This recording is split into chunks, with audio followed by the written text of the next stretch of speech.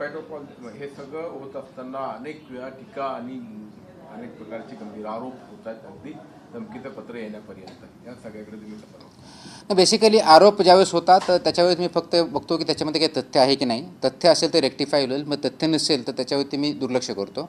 Criticism घेताना ते योग्य प्रकारे घेतलं पाहिजे. त्याच्यामध्ये काही तथ्यांश असेल तर डेफिनेटली रेक्टिफायला जी जागा असेल तर केली पाहिजे.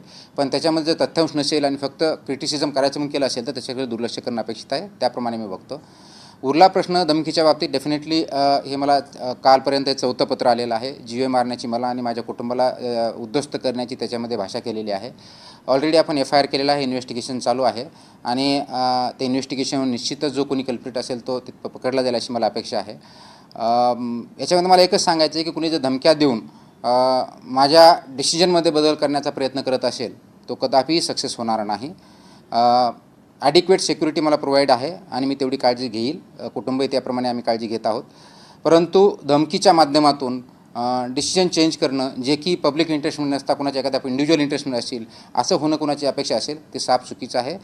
त्यांनी माझा आतापर्यंतचा इतिहास चेक करावा आणि त्यानंतर अशा धमक्या देण्याचा प्रयत्न करावा. 24/7 तुम्हाला पोलिसांकडून सिक्युरिटी देण्यात आली सर? येस, मला सिक्युरिटी दिली आहे. रात्रीची तशी मला गरज पडत नाही आहे, परंतु I have been provided with security with weapon.